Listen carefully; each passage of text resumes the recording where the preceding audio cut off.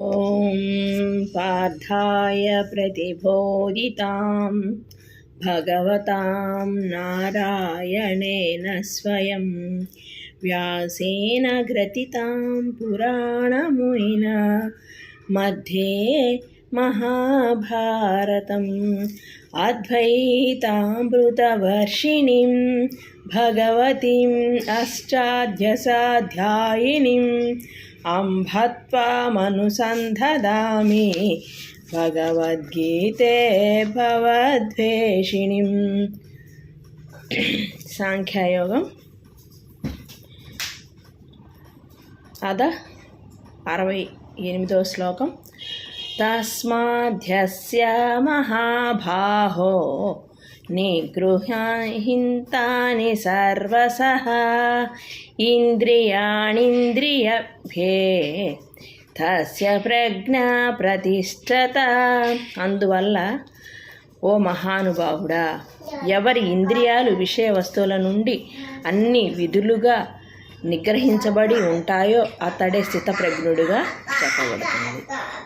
నిన్న చెప్పుకున్న శ్లోకంలోలాగే ఇంద్రియాలు, కర్మేంద్రియాలు, పంచేంద్రియాలు అన్నీ ఎవరైతే కంట్రోల్లో పెట్టుకుంటారో, విషయ వాసనల మీద అంటే వేరే వాళ్ళ విషయాల మీద, పనిహిమాల విషయాల మీద ఎవరికైతే ధ్యాస ఉండదో అతడే స్థితప్రజ్ఞుడు. దేనికి తొణక్కుండా, దేనికి కృంగకుండా, కష్టం వచ్చినప్పుడు కృంగిపోకుండా, సుఖం వచ్చినప్పుడు పొంగిపోకుండా ఎవరైతే ఉంటారో అతడే స్థితప్రజ్ఞుడు అని చెప్పబడుతుంది.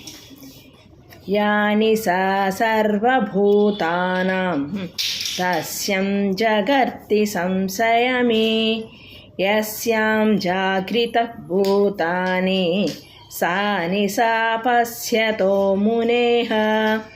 అందరినీ ఎవరైతే రాత్రియో సంపూర్ణ నిగ్రహవంతుడై మహాత్ముడు ఆ స్థితిలో మేల్కొని ఉంటాడో, ఏ స్థితిలో ప్రాణులు మేల్కొని ఉంటారో జ్ఞాని అని మనిషిని అది రాత్రి.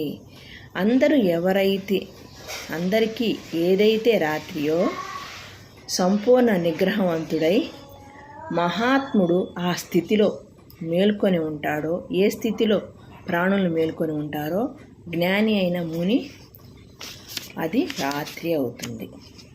అంటే జ్ఞానికి రాత్రి లేదు, పగలు లేదు, ప్రతి నిమిషము కూడా మేల్కొని చూస్తూ ఉంటాడు.